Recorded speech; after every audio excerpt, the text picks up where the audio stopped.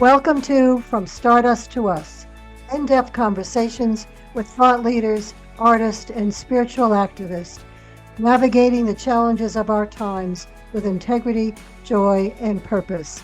I'm Bernice Marie Daly. And I'm Linnell Hayden. Thank you for joining us today. We really appreciate our listeners. You can find us on YouTube, Buzzsprout, or any place where podcasts are found.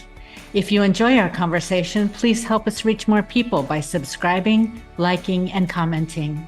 So let's get into this week's conversation.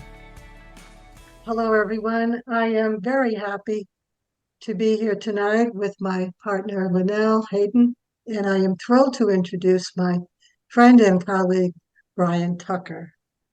A few words about Brian so that all you listeners can appreciate what he's offering us tonight. So, as a cross-cultural spiritual director and advisor who trained with the Guild for Spiritual Guidance, Brian Tucker has worked on interfaith programming at the Vincentian Renewal Center, studied at the Bharat Vashara Sangha, which is a Hindu monastic organization, worked with Unitarian Universalist congregations, and is a board member of Deep Time Network.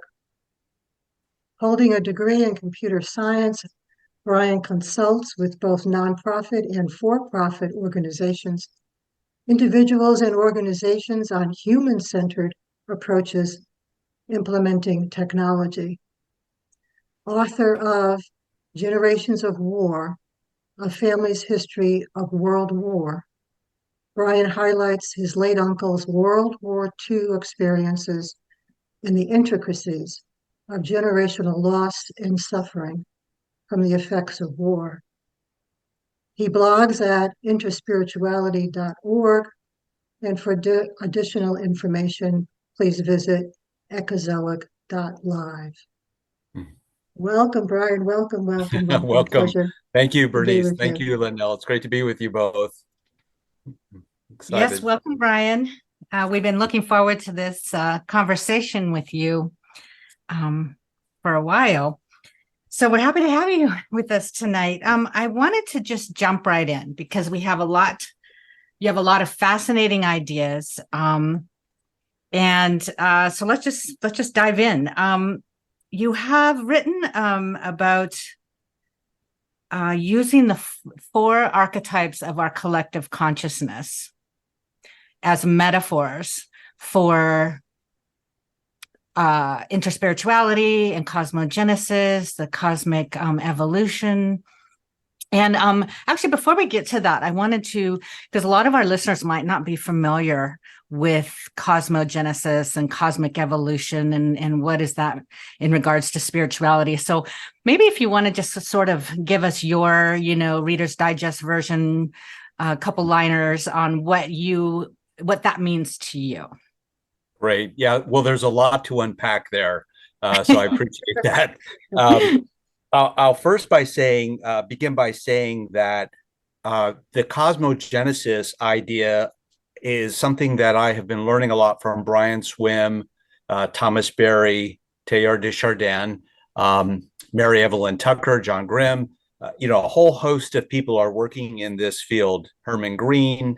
And the basic idea, as I understand it, is that we're living in an era now where science has evolved and begun to tell a compelling story of the evolution of the cosmos. And they've used this with observational data, some theoretical data as well. But basically, we are kind of facing a new understanding. Instead of the fact that we're living in a static universe, it's appearing more and more like it's a dynamic, alive process. Genesis might be referred to as the ongoing birth, and cosmogenesis might mean actually that the universe is in a constant state of giving birth to itself. And so we've shifted from an understanding where we thought, perhaps we're inhabiting a kind of once and done, the universe is built and constructed, and there's no more generativity. But in fact, everywhere we look, in all the kingdoms of living and non-living, there appears to be dynamic evolutionary forces at play.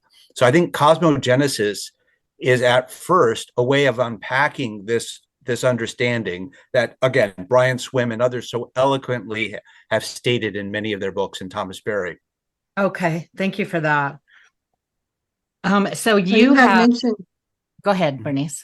sorry, you had mentioned some of these uh, archetypes in your references, and I was interested in maybe the time making connecting the dots for us around what these Yes, archetypes are yes. and what they have to do with the cosmos and you Well, and all that good stuff. I'll Just a start by little saying, question, Brian. yeah, Just a little it's a tiny big question. question. Yeah, and it's a great one. Archetypes are our friends. We may not recognize that, but these are like the unconscious, collective unconscious themes that appear to be kind of ever present, and we hear motifs of these ideas in literature, in acts of creativity, and they can also be viewed as parts of ourself.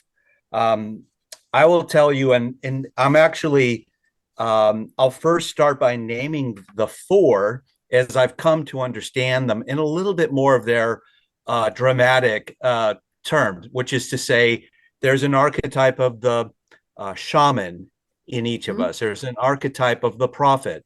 There's an archetype of the mystic and an archetype of the sage. Matthew Fox and others, again, have written, Carl Jung certainly have written about the importance of these archetypes. But for me, these archetypes really became close friends uh, during a period of my life where I experienced the loss of my longtime partner, Peter, and my mom, who both passed away in 2017. And you can imagine my faith community at that time, the Reconstructionist community, they were somewhat beside themselves because we just finished one Shiva and we'd sit for another Shiva. But in that period of time, somebody was thoughtful. I got a lot of great expressions of sympathy and a lot of cards, but there's one gift. It was a stone that had the word blessing carved on it. And Mm, that stone I mulled over quite a bit. How could this be a blessing? It mm, was really a challenge to me. And that came in a nice little bag. And I thought about so often in Native American practice, elders oftentimes keep a bundle, they might call it a medicine bundle, close to mm. their heart for strength and courage, right? So I mentioned this to a friend of mine and I wondered, well, what other medicine for my soul could I add to this bag at this time of grieving? My partner Peter had nicknamed me Little Feather, right? And he understood my interest in Native American culture. So the first thing that came to me was to kind of take the symbol of a feather and put it in that bundle. And I thought of that as kind of a transformative act. So it would be close to my heart and a bit of a memory. Um, I mentioned this also to another close friend, and she sent me a pearl. Mm. So I thought about, okay, well, what is this about the sage and the pearl, right? And the quality of wisdom. My friend explained, well, yeah, in fact, we all know the story. Oysters start with a grain of Mm. sand, a little irritation, and they become something of beauty.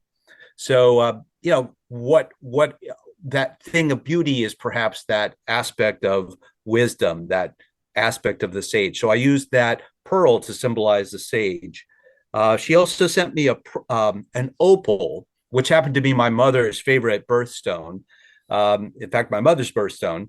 And this opal has this kind of fiery color to it.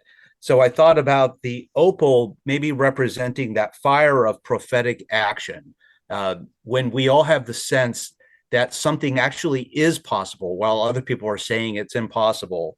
So I chose that opal as a way of symbolizing that prophetic social change. So that goes into my bundle as well.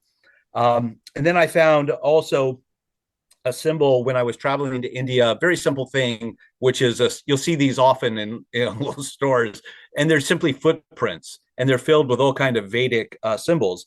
And as I understand it, one can image God by looking at the footprints left in this world. So I chose that as a symbol for the mystic element. And so I pulled together each of these elements and I included them into that bundle. So for me, they began to slowly represent associations I could travel with and now apply them into the various areas of my life. And you mentioned one of them, which is my love for cosmology, which is the study of the origin of the universe, and particularly the Deep Time Network, which is a network that I'm a member of and a board member. And we teach leadership skills based on archetypes. We just happen to name them a little differently. But so my fascination with these archetypes came as I recognized these are partners, these are friends, and these are also parts of ourselves that we are slowly learning to reclaim. And I started to feel the value of them more and more. Thank you for sharing that, Brian, that deeply personal story where what has led you to this moment where you can use these metaphors in your spirituality and cosmogenesis. And so I'm just wondering, what are well, you name them, shaman. Is that the first archetype? And how would that or start wherever you like. How does that exactly correlate? Yeah. How is that used as a metaphor with regards to cosmology? Well, so now I'm gonna introduce another set of terms, which are deep time principles, and I'll try to relate them to these archetypes.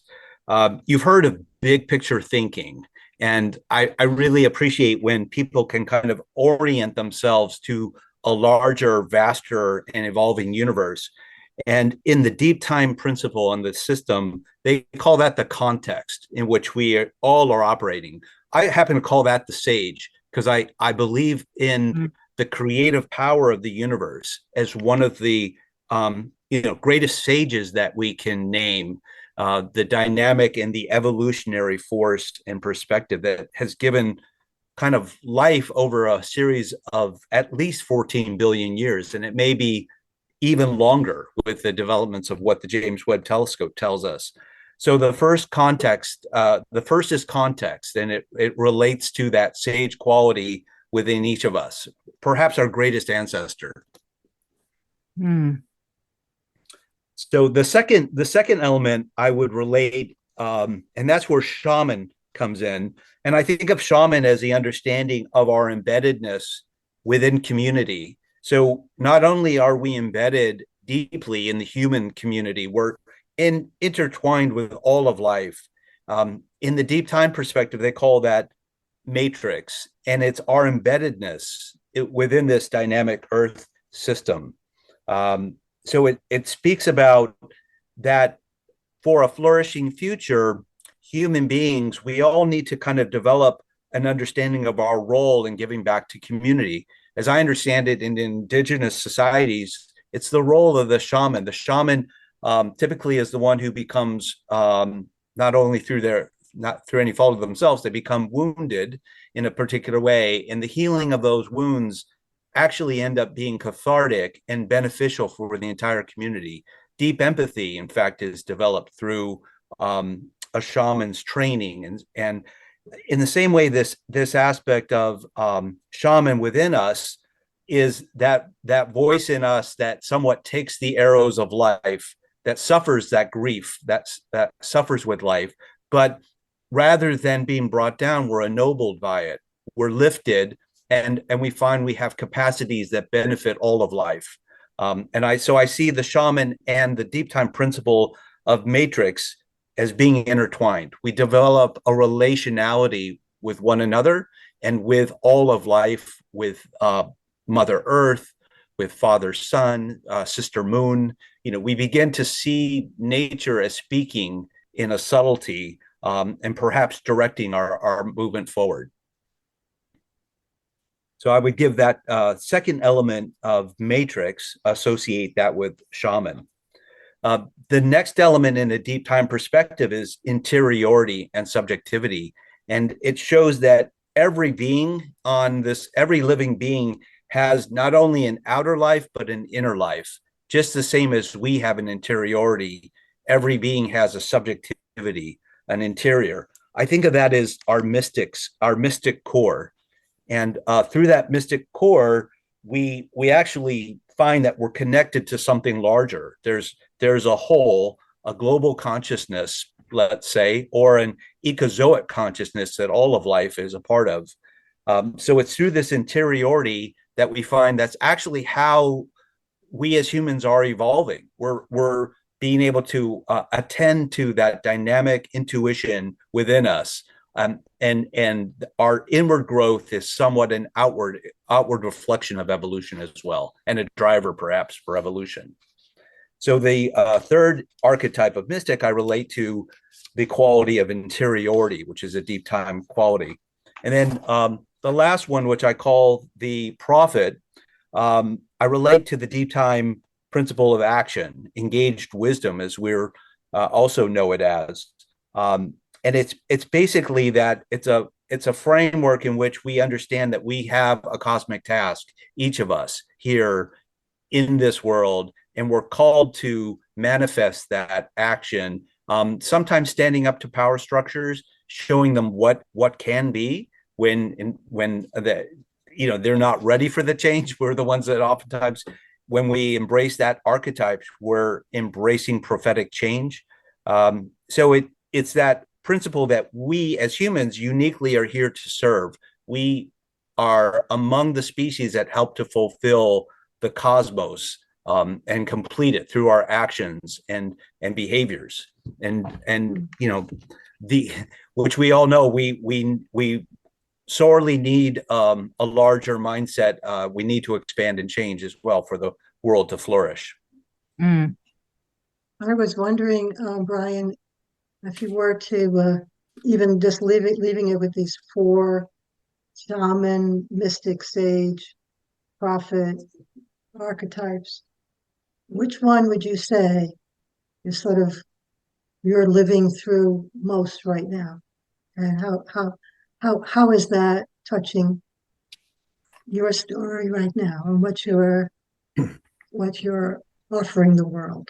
Yes. Well, like many of us, experiencing a great deal of change. Sometimes the frequency and the scope of the change can be bewildering. And so Mm, I'm really enjoying leaning into the prophetic side because mhm, I don't know what comes next. I wish very much, and I rely on that archetype very much. I call it, in process work, especially the work of Otto Scharmer and Theory U. The term is leaning into the emerging future. mhm. Um, so I would say that it takes the prophetic. The Network for Spiritual Progressives refers to this also, prophetic empathy, being able to feel one's way into the emerging future. And that's something I feel almost on a daily basis. I'm Mhm. grappling with. And Uh-huh. maybe the rest of you do too. It's Sure, sure. yeah. Is anything particular showing up again? Any any callings, any particular expressions that seem to be more upfront for you these days? Well, I come back to thinking about great works of literature, great works of music at this time, the beauty of art, the beauty of Earth. And what Mm, it reminds me of is that we as a species have like this incredible potential, moonlight sonatas and, you know, transcendent images have been rendered thanks to art in all manner of forms and cinema. So I guess I'm right now falling back into the lap of beauty that I see the world capable of. And that's sustaining me through what is otherwise a terrible and, it's a time of great suffering. So it's yeah, helpful to be reminded of what we can as a species create at our height. yeah, Well, it is during times of great suffering that the great beauty seems to explode as well out into, the consciousness. If you think of, the great music of the 60s and 70s when the Vietnam War was going on. And right now, as far as I'm concerned, poetry is just off the charts, and it comes from the wounds and the suffering, out of which come our greatest gifts, I think. What I find interesting about these 4 archetypes, I see that all life really can be just about any of these: shamans, mystics, sage, not just humans, except perhaps the prophet. I'm struggling with that. Is that solely a human in your view, or perhaps I don't believe it trees is. yeah. Again, you have to sort of take an evolutionary stance and realize there have been a myriad of species prior to human beings, and at each turn of the evolutionary cycle, some new adaptation had to emerge, and it must have taken. I remember a friend who talked about that great leap of the fish that put itself onto land and realized with its fins it could be walking, and then its lungs were uniquely suited. That must have taken some kind of imagination. We don't call it human, we can term it as something adaptive, but it's infinitely creative. So I really don't see the prophetic as being uniquely human. But it's interesting to note, as humans, we have an opportunity right now to stand for a sustainable future, right? We know we can look at power structures and systems, and we can figure out what's at the root of these systems of oppression, and we can change those systems. And we can lean, again, it's part of knowing that you can lean into some change, and identify yourself as a spiritual change agent as well. And that's a unique role. That's a new role maybe for humans to see. Yeah, to lead towards something good as opposed to fight against something bad. I think that makes and it could well be leaning towards a future that works for all. And yes. it's the language of poetry, the mythopoetics. And oftentimes we can hear so much of the language of the 60s as being idealism, but it was speaking a prophetic language that today makes even greater sense. How could it be that as a younger generation, all you need is love, is still so resonant and true today? So the great songs of the 60s and the great visions that we grew up around are proving themselves to be useful catalysts today. I thank my elders, in fact, for having had that wisdom. Bob Dylan, among others. We could do a whole episode just on the music of the 60s and 70s. For sure. Yeah. For sure. I think of ourselves, as you just mentioned about elders, and I'm thinking of, well, maybe not the two of you, because I'm older than both of you, but I'll just sort of play with the idea here of being ancestors for the future, that we, in fact, are the ancestors for the future. And I've really been moved by that idea. Yeah. And in thinking about, assuming the human species survives the cataclysms that are headed our way, assuming there are survivors of that in whatever time period that is, we're the ancestors, and how do we transmit to them, and what do we want to transmit to them? What do we want to offer them? So by way of the shaman, perhaps, and the prophetic, and the sage, and the mystic, or others as well, and how to do that. And I don't know that this podcast or any podcast is going to be, functioning if electricity is going to be working then, or who knows what. But that, what do you imagine what would we want to hold on to, envision for the future for these young folks? I know a number of people very recently who have had children, and they're like little babies we're talking about. And we also know what's going on in parts of the world right now that is catastrophic in regard to children in particular.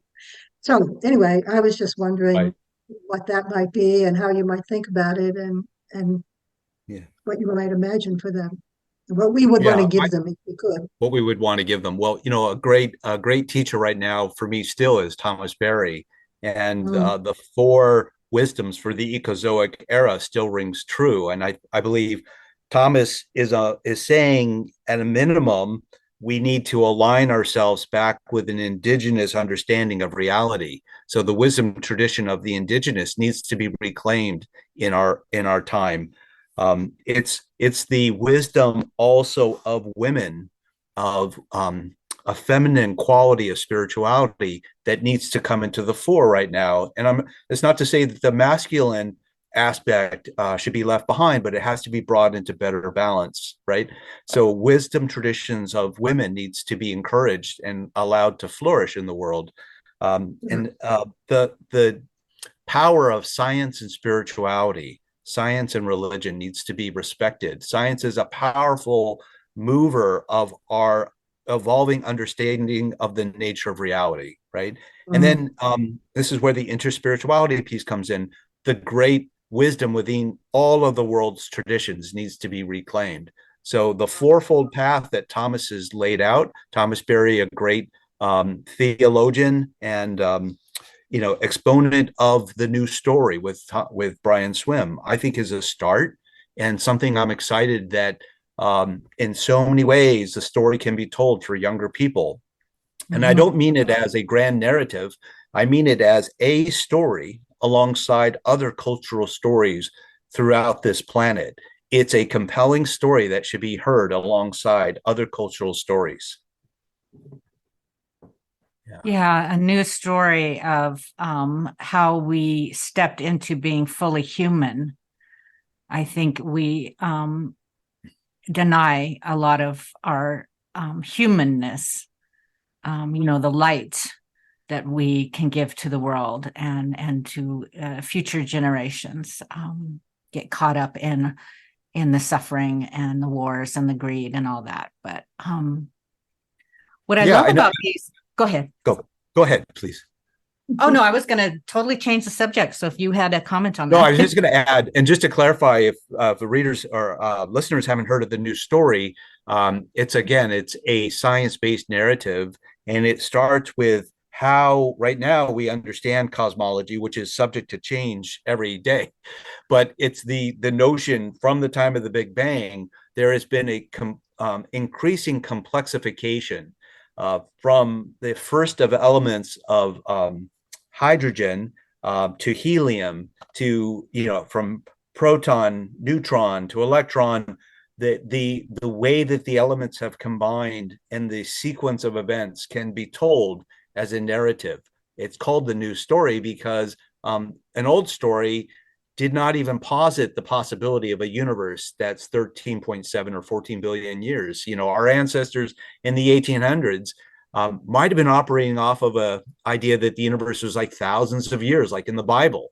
But the science is now showing us, in fact, this universe has come, and it may not be the only flaring forth. It may have been one in a sequence of flaring forths and coming back together again. But it's a compelling way of looking. And that's what I mean by context also, and sage, that sage archetype that science is so well positioned right now to help us move into. That can be, that new story has a transformative place alongside other stories of world culture. Yeah, and that initial spark flaring forth is continuing to evolve in ever, complex beings and levels of consciousness. We're here sitting today speaking with each other because of that first initial spark, and it's continuing to evolve. Exactly. I just lost my thought. That's a cosmogenesis that we were talking about earlier, continuing to evolve. It's not a once and done deal, is it? That same spark is alive every moment with us. Still happening. Still happening. Still happening. Right. I can jump in until you gain your thought, or did you get your thought back? I think that it's still floating out in the ether and the cosmology. Okay, let me ask you then, Brian. You have uh, quite a deep and broad view of spirituality, which I mentioned a little bit of in my introduction. I can't give you a whole life story right here, right now, but let me ask this question. Um, how do you hold those together? And you must feel they're important individually perhaps, but it's the holding together of them that I want to ask you about. Why is interspirituality essential for your own spiritual journey process? Well, it's been essential for me. My birth tradition, as many of us started out in a faith path. I started out as a Reformed Jew growing up in San Diego, California, and my brother and I were rather disaffected by our Judaism. It was at best Mhm. a symbol that we knew made us different and got us out of school a couple times a year, and we'd have extra holidays we'd get to have, along with Christmas. But it became apparent to us growing older that the wisdom within our tradition needed to be retold. And often we found in studying other religions, and my brother led the way actually. He was the first one to kind of introduce me to Hinduism. And it showed that there's a much vaster and perhaps older, more ancient understanding of this cosmos and the nature of consciousness. And I was Mhm. fascinated. Um, and I think when I went through also the training program called the Guild for Spiritual Guidance, the 2 year formation, kind of a spiritual formation process, I was exposed to what I thought of as being the depth of Christianity, which I had not really had the benefit of. I Mhm. only saw what were, rather unusual forms growing up, and the guild helped me crack open a deep mystic impulse present within Christian thought that I could relate to. And how could it be Mhm. that this deep mystic thought was similar to deep Jewish mystic thought?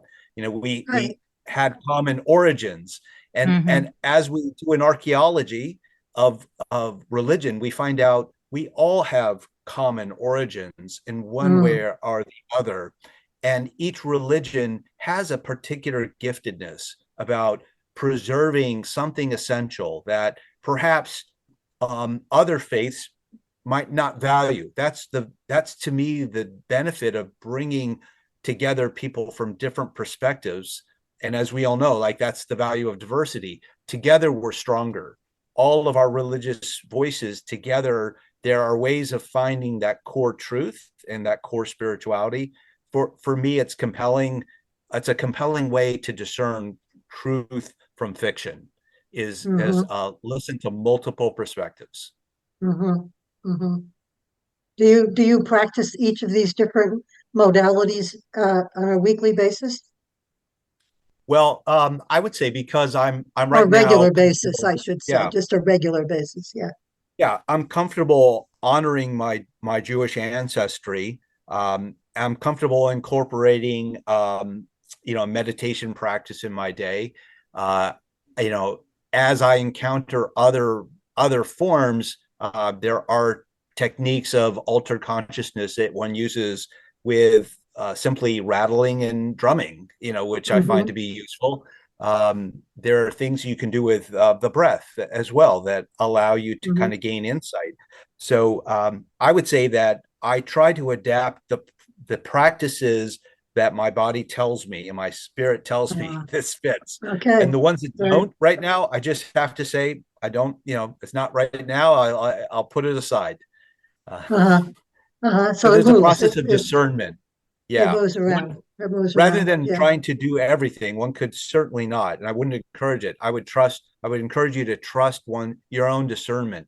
What Right. practice resonates with you right now, Right. and from Right. what faith tradition? Yeah. So you did mention that it was important that we each reach back into our ancestry, which to uh, our indigenous ancestry, and find our roots again that way, so that we can move forward with some sort of living planet that we can give to the future generations. So is that, I guess, my question is, because when I hear that, I don't think it's possible in our time in the 21st century to go back to the origins as they were. So is that what you're speaking of now, where you just sort of use what resonates with you now, or can you sort of expand on? I'm not imagining a mythic past where, you know, there was great harmony that we're all trying to get back to. Mm-hmm. I'm rather saying, in fact, there are indigenous voices among us that have, through a very systematic method, been excluded from our cultural, you know, understanding, and that it's time to reclaim and allow those elders to step forward. And as they're willing to share, you know, this is globally. You know, here in the United States, we encounter this in the Native American. You know, in Australia, they might encounter it in the Aboriginal. You know, throughout the world, there in India, there's an indigenous in India. There are ways that we can allow that understanding of reality to work alongside a Western understanding, and I'm particularly interested in where are those dialogues happening, where there's a kind of inquisitiveness. Especially science right now seems to be fascinated with how accurate or how deep an understanding an indigenous way has compared to the scientific. There are great parallels that can be drawn. So I'm more imagining that my indigenous elders have been on this journey much longer than have I, and it would be appropriate to be humble and to allow ourselves to listen and hear their voices more fully. Beautiful. Well, I have one more. If we have a few minutes left, I think.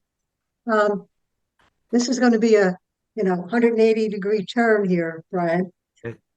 Multi-talented person that you are work with computers all the time, right? Yes. So tell us a bit about that and how you see that for the future. And everybody's talking about AI and da da da da. That you're with these machines, you know, and know well how to Yes. how to create art. I've seen beautiful art of yours. In any case, Yeah. Thank you. what absolutely. So what can we say as a person who is very involved with technology on a daily basis? What can you say about technology, how that works with all of this, and how we're evolving? Well, it's an exciting time for all of us to be a part of, and I've had the benefit of well over 30 years of career in technology. And I remember when I first entered into it, you know, that and mathematics, it captured my imagination. I was just so amazed to see how you could take an applied science like computer science and produce so many different expressions of systems. And I have to say that I've also been disappointed at times too in how technology has failed and has not promoted a greater coming together. And I think the potential right now is it will really be up to us to see how we partner with artificial intelligence and how it can be seen as a guide and an agent for change.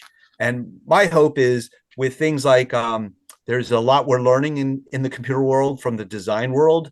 The design world teaches us how to create systems where the user experience and also the possibility of user transformation is possible.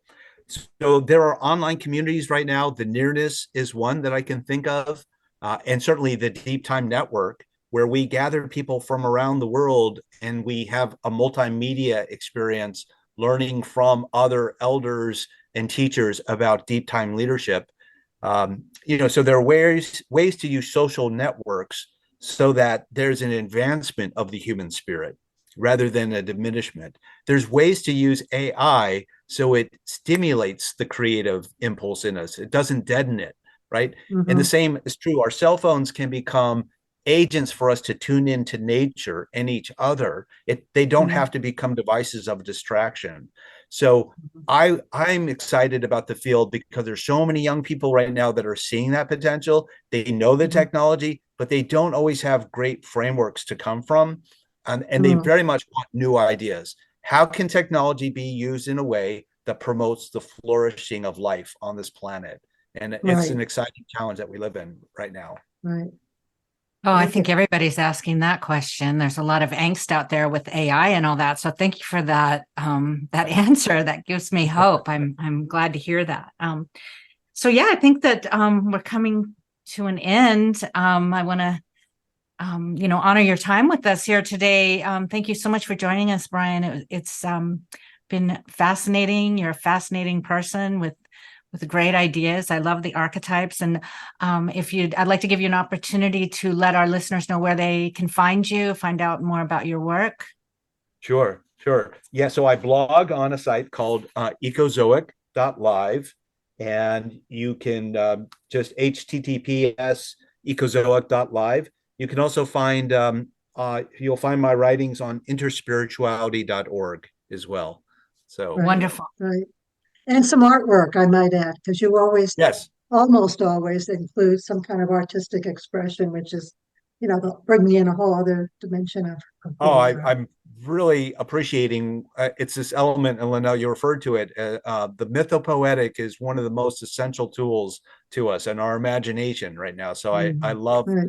finding ways, as it's combining the arts and technology and spirituality. I think that's kind of the merger for the future. That's Brian. There you go. That's Brian. Yeah, I want to just add that, let our listeners know that the three of us have been participants of the Guild for Spiritual Guidance and work together in programming that and offering programs for folks who are interested in all these topics. Brian has been involved with that for at least 15 years that I know of, and probably longer. And Linnell has also completed that program in the last couple of years. And this program's open to the public. So we just want to give a little shout out to the Guild for Spiritual Guidance, spiritualguidance.org. There you go. Yes. Thank you, Brian. Thank you, Brian. No, it's so great to be with you both tonight. So lovely. the conversation. Thank you. Thank you. Okay. Bye. Bye-bye. Bye-bye.